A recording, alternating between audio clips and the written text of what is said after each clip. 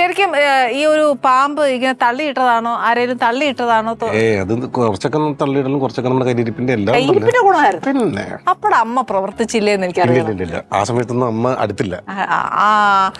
Okay, അപ്പൊ അതെന്തായാലും ആ സ്ട്രഗിൾ ശരിക്കും ലൈഫിൽ ഒരു പാഠം. പിന്നെ തീർച്ചയായിട്ടും പക്ഷെ നമ്മുടെ അത് ചെയ്യാൻ പാടില്ല, നമ്മുടെ ഒരു ചിട്ട അടുക്കും ഒക്കെ വന്നത് അങ്ങനെയാണ്. എല്ലാത്തിനും ഒരു സമയം ഉണ്ടെന്ന് പറയില്ലേ. എല്ലാം ലൈഫിൽ നടക്കുന്നതിനൊക്കെ ഓരോ കാരണമുണ്ട്.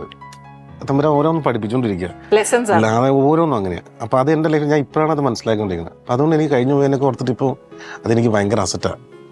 നന്നായി തോന്നുന്നുണ്ട്. സീരിയസ്ലി കഴിഞ്ഞു പോയ പെയിൻ എല്ലാം എനിക്ക് നല്ലതിനാണ്, പാഠമായി. ഇനി അത് റിപ്പീറ്റ് ചെയ്യാൻ പാടില്ല.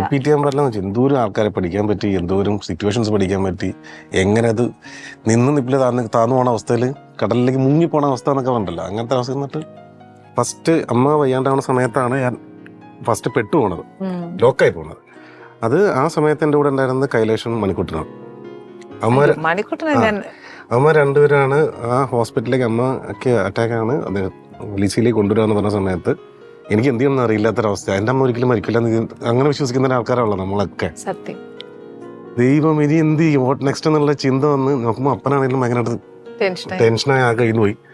പിന്നെ വേറെ നിവർത്തിയില്ലല്ലോ ഏറ്റവും. പക്ഷെ എനിക്കാണെങ്കിൽ പറ്റണമില്ല, ധൈര്യം വരുന്നില്ല. അപ്പൊ കൈലേഷാണ് അവിടെ ഇടപെട്ടത്. അവൻ കൈലേഷ ലിപ്സിയിലെ അച്ഛനെ പോയി കണ്ട് ഈ കാര്യം ചെയ്തു തന്നേ പറ്റുള്ളൂ. അപ്പൊ ഇമ്മീഡിയറ്റ് ആയിട്ട് സർജറി നടന്നുകൊണ്ട് മാത്രമാണ് ഇന്ന് എൻ്റെ അമ്മ ജീവിച്ചിരിക്കുന്നത്. ആ സമയത്ത് അവിടെ ബില്ലടയ്ക്കാനുള്ള കാശ് എല്ലാം സെറ്റ് ചെയ്തിട്ട് എൻ്റെ അജുവിൻ്റെ കൂടെ ഉണ്ടായിരുന്നു. ഓരോ നിമിഷവും 5-6 സർജറി കണ്ടു കഴിഞ്ഞു. ആ സർജറി എല്ലാം നടന്നു ഈ പറഞ്ഞ കൂട്ടുകാർ. എൻ്റെ ഒന്നും ഉണ്ടായിട്ടില്ല.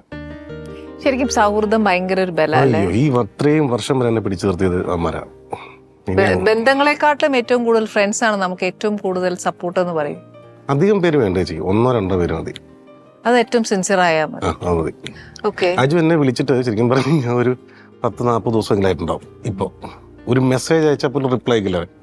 പക്ഷേ എന്തെങ്കിലും ആവശ്യമുള്ള സമയത്ത് നമുക്ക് കറക്റ്റ് ആവശ്യമുള്ള സമയമാണെങ്കിൽ അമ്മ വിളിച്ചിരിക്കും. അതാ വേവ് ലെങ്ത് ആണ് അല്ലെ. നമ്മുടെ ഒരു പ്രയാസവും എല്ലാം മനസ്സിലാക്കിയിട്ടുണ്ടാവുന്ന ഒരു സത്യമായിട്ട് ആ ഭാഗത്ത് പറഞ്ഞ ഫ്രണ്ട്സ് എന്ന് പറയുന്ന ഒരു സർക്കിൾ ഒരു ബലം തന്നെ. പിന്നെ ഭീകരമാണ് നമുക്ക്. മിഥുന്, നമ്മുടെ ഉണ്ണിയായാലും എല്ലാവരും ആ സമയത്ത് അങ്ങ് എന്തിനും അനുവേട്ടം വരെ എൻ്റെ കൂടെ വന്നു, അനുവേട്ടൻ ചേട്ടൻ വരെ എല്ലാരും എൻ്റെ കൂടെ വന്ന് ദിലീപേട്ടൻ. അത് ബിക്കോസ് ഭഗത്തിന്റെ ക്യാരക്ടർ ഉണ്ട് കേട്ടോ. ഞാനിപ്പോ പറഞ്ഞില്ലേ, ഞങ്ങളുടെ പ്രേക്ഷകർക്ക് എല്ലാവർക്കും ഭഗതിനോട് ഒരു ഇഷ്ടമുണ്ട്, അതുകൊണ്ടായിരിക്കും. അപ്പൊ ഈ ശരിക്കും ഈ സ്ട്രഗിളിന്റെ ഇടയിൽ ഭഗത്തിന് എന്തായാലും ഫിലിം ചെയ്തേ പറ്റും. തീർച്ചയായിട്ടും നമ്മുടെ ഇഷ്ടം അതാണ്, നമ്മുടെ പാഷൻ അതാണ്, നമുക്കൊരു എയിം ഉണ്ട്. പക്ഷെ ഇപ്പുറത്തെ ഭഗതിനെ എങ്ങനെയെങ്കിലും ഔട്ടാക്കാൻ നിൽക്കുന്ന കുറെ ആൾക്കാർ. ഇതിന്റെ ഇടയിൽ ചിന്തിക്കാറില്ല, ഇവരെന്തോ ചെയ്യട്ടെ അല്ലേ, അവരുടെ ഡ്യൂട്ടി ചെയ്യട്ടെ. എനിക്ക് ചെയ്യാനായിട്ട് ഇവിടെ കുറെ പണിയുണ്ട്, എനിക്ക് കുറെ എൻ്റെ റെസ്പോൺസിബിലിറ്റീസ് ഉണ്ട്. എനിക്ക് തമ്പുരാൻ പറഞ്ഞിട്ടുള്ള ഒരു കഴിവുണ്ടല്ലോ, അത് വെച്ചിട്ട് എനിക്ക് എന്ത് ചെയ്യാൻ പറ്റും അതിനെ സപ്പോർട്ട് ചെയ്തിട്ട് എൻ്റെ ഒരു കൂട്ടം കൂട്ടുകാരെൻ്റെ കൂടെ ഉണ്ട്. ഞാൻ വെറുതെ ഇരുന്നിട്ടില്ല ഈ സമയങ്ങളിലൊന്നും. ഏത് കഥകൾ ഉണ്ടാക്കാനായാലും പുതിയ പ്രൊജക്റ്റുകൾക്ക് വേണ്ടിയിട്ടായാലും എല്ലാം ഞാൻ ശ്രമിച്ചുകൊണ്ടേയിരുന്നു.